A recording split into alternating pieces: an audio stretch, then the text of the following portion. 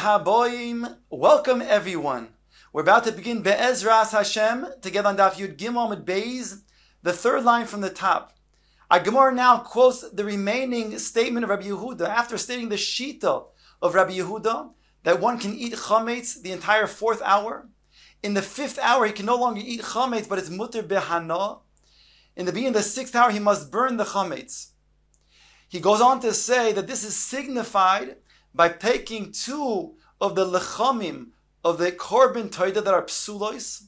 That's two of the loaves that are chametz, placing them on the itzdeba, one of the benches above in the har habayis, and then keeping those two breads there in the fourth hour, indicating they can still eat chametz the entire fourth hour. Removing one loaf, that indicates that now it's time to be no longer eating chametz, but it's mutter now behana.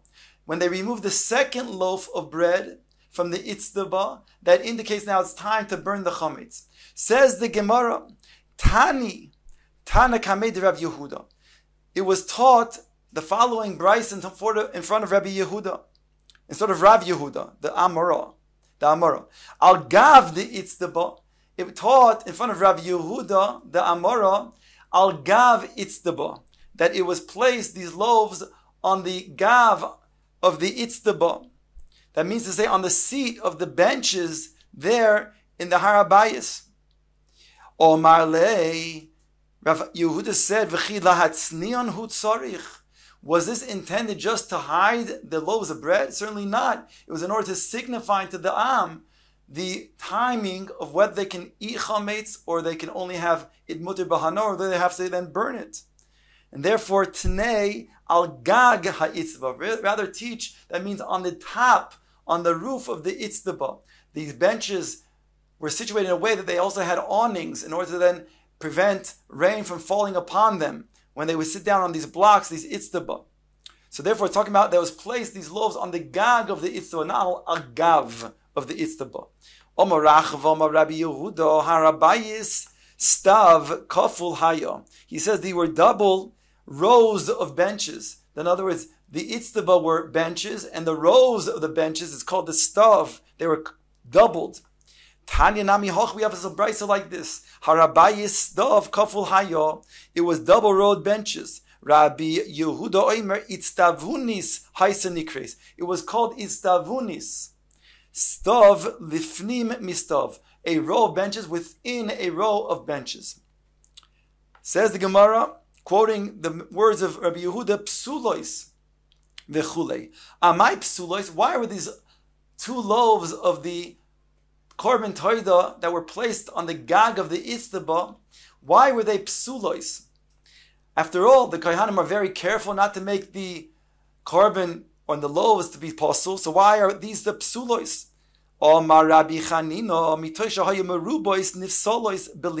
Since they were so many that were brought on the 13th of Nisan, therefore there was too much for them to consume, whereby they were left over. And since they were left over the night, since a korban toida can only be brought and eaten one day and one night, they were brought on the 13th, they can be eaten on the 13th and the night of the 13th. Now on the 14th, they become posul. The Tanya, ein mevin toida bechag hamatzois b'mnei chomet shabo. The brayso states, you cannot bring a korban toida, not korban tomid, ein mevin toida bechag hamatzois, because of the chomet shabo. 10 of the loaves of the korban tomid, of the 40 loaves, are chametz. Therefore, they cannot be brought on Chag Pesach. Obviously, because of the Pesach, you cannot have the chametz. Ask the Gemara Pshita, of course, you would not be able to bring chametz on Pesach. Says the Gemara, Amrav Ade Barava, to explain what we said before, Hacha b'Yudalid Askim. We're talking about over here, where this was brought on Yudalid. And therefore, Kesovar Ein Mevin Kachim the Beis HaPsul.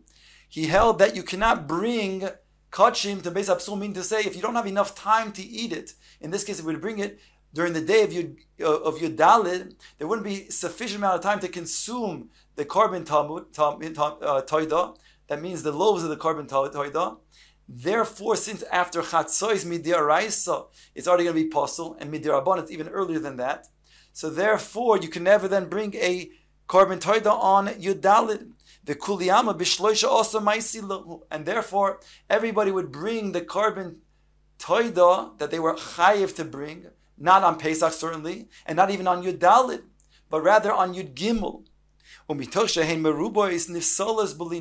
And because there are so many people bringing their own korban toida, which was brought on the 13th, so there was always going to be some sort of korban toida loaves that were then considered to be posel because they were overnight and they were not consumed. Says the Gemara, Mishum Rabbi Yonai Amru. In the name of Rabbi Yonai, it was stated, Kesheiros hayu. Really, they were not psuls, they were kesheiros. If they were kesheiros, because they were not left overnight, and therefore they don't have to be burned, then Amai karu lehu psulois. Why are they called psulois? If indeed they're kesheiros. Says the Gemara to explain in the name of Rabbi Yonai, Shelo nishchat alehen hazevach. Because the carbon, that means the animal itself, was not slaughtered, and therefore it made it so that you cannot consume also the bread.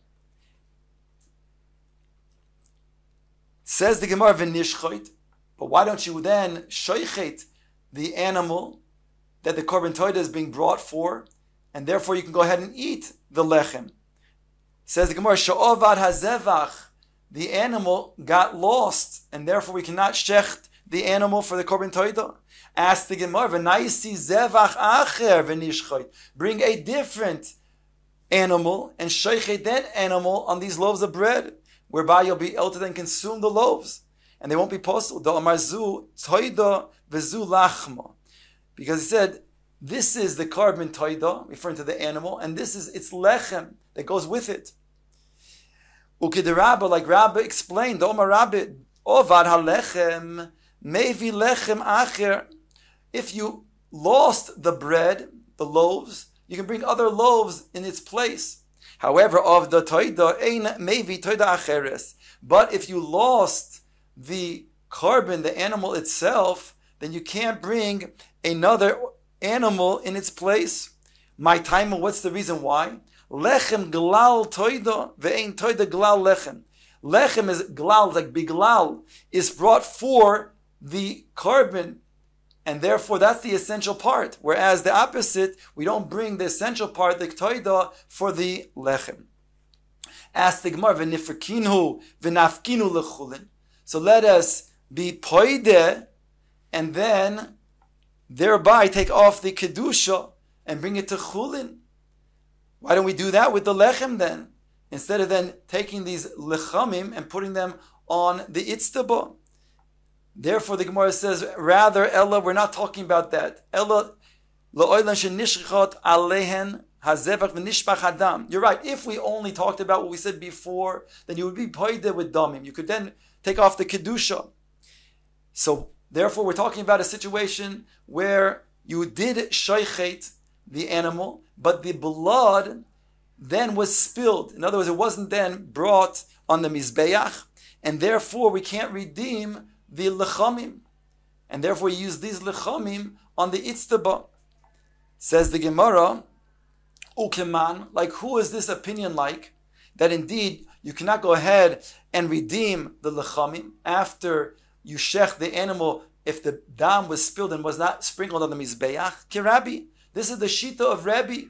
Do'omar Rebbe, shnei dvarim hamatirim malin ze beloy ze. There are two things that are malin, this without the other. They elevate. In other words, they become where it's niskadesh, even though in the situation that you're not going to then have the full process of shechting and sprinkling the dam. The Tanya, it states in the following brayso, kivsei latzeres, we have the shtei halechem, and brought with the shtei halechem is a shalmei tzibur, and it's two kvasim, two lambs, as shlomim for the communal shlomim that are brought together with the shtei halechem on Shavuos. Ein mekadshinas halechem ele b'shchita. You cannot sanctify the lechem except when you're shoichet. Keitzad, ask the Brisa, how is that so? Shachtan lishmon v'zorak daman lishmon. If the carbon was shechted lishmon, for the sake of the carbon of the Shalmei Tzibur, and the blood was also sprinkled for the sake of the Shalmei Tzibur, of the Kivsei Atzeres, then Kidesh HaLechem. Then indeed, we say Kidesh HaLechem, and it may be eaten. Shochtan Shaloi Lishmon, V'zarek Daman Shaloi Lishmon. But if it was Shechted Shaloi Lishmon, and certainly it was sprinkled Shaloi Lishmon, then Lo Kidesh HaLechem, because even the animals, right, it wasn't Shechted Lishmon, so therefore the Lechem certainly doesn't become Lishmon, doesn't become sanctified. Shochtan Lishmon, V'zarek Daman Shaloi Lishmon. However, if the animal was shechted lishmon, but the dam was not zarak lishmon, then, for example, it's spilled, then lechem kadosh ve'enoi kadosh.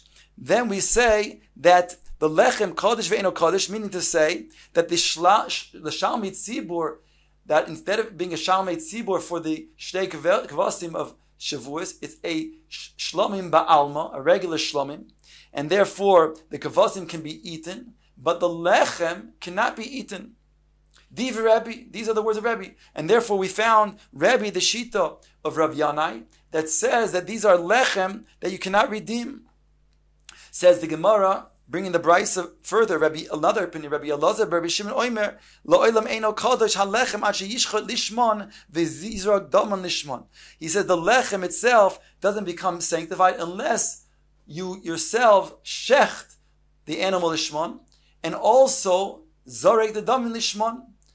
So it comes out again that Rabbi Yonai goes after the opinion of Rebbe that you cannot redeem the shtei halechem because they have kedusha. In the scenario where you shechted the animal lishmon, but the dam was spilled, it was not sprinkled on the mizbeach. Says the Gemara, really, you can even learn that it's not only the shita of Rebbe that Rabbi Yanai goes with. Afilu tema Rabbi Elazar Rabbi Shimon. It even goes like the latter opinion that we just quoted in the Brisa. How so? Explains the Gemara. Hacha b'mayaskinon. Here we're talking about a case, kigon sheniskabil hadam bekois v'nishbach. It was already din a kabbalah into a kli for the dam, and before it was able to be sprinkled on his bech, that's when it then spilled. Rabbi Elazar, Rabbi Shimon, sover la'ka'avua, and Rabbi Elazar, Rabbi Shimon holds like his father's shita, Rabbi Shimon Bar Yochai, the Omar, who said, Kol ha'oimed lizroik kizorek dami. All that is ready to be then sprinkled, in this case it's already in a kli, is ready to be sprinkled, and it didn't get sprinkled, it's considered to be sprinkled. So to over here, therefore, since it became, already was Mekabel in a kli, therefore it has such a status whereby this, it'll cause the lechem to be sanctified, and you cannot redeem it. So Rabbi Yanai can also go like the opinion of Rabbi Elazar, Rabbi Shimon. Says the Gemara, Tana, it's taught in the following brayso, Mishum Rabbi Elazar Amru, in the name of Rabbi Elazar is stated, Kishedrois Hayu, that he's saying that these lechem of the korban toida is ksherois. We said it's psulois, so he's learning that it's ksherois. And he explains, kozman shemunachois, and explains all the time while they are on the itztaba, like we saw before, kol ha'am oichlin. The people can go ahead and eat chametz. It signifies that you can still eat chametz. Nitlo achas man, one of those lechamim that are ksherois are taken off, then toilin, that means you cannot eat it any longer, the chametz, but you could go ahead and have hana from it. Loy oichlin v'loy sarfin, you can't eat it, but you could, you don't have to then sarif, you can have hana. Nit lishnehen, if both of these lechamim that were taken off, and he's learning that they're ksherim, then hitchilu kulam sarfin, then you can go ahead and be sarif, but because these are lechem from the korban toida, and they're ksherim, so therefore you have to eat them immediately afterwards, before they be saref all of the chametz. In other words, at the beginning of the 6th hour, immediately you go ahead and eat them right before the zman of the iser.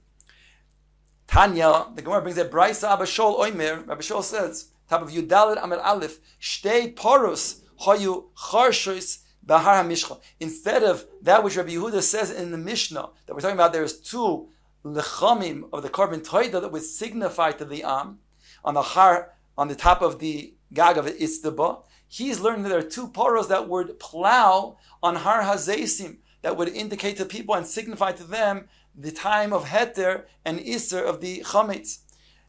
As follows, Kol Zman Sheshteim Charshos, so long as the two paros are plowing on the Har HaZeisim, Kol Ha'am Oichlin, then the people can still eat their Chametz. Nitla Achas Mehen Toilin. If one of those paros were taken away, and there's only one paro that's doing the plowing, then it's toilin. That means lo oichim lo sarfin. You cannot eat any longer, but you don't also have to burn the chametz. It's muter behana. Nitloi shtehen. If both of these paros now were taken off Har HaZeisim, neither one are now plowing on Har HaZeisim, then it indicates hitchilu kol ha'am sarfin. It indicates that the entire nation now has to begin burning their chametz.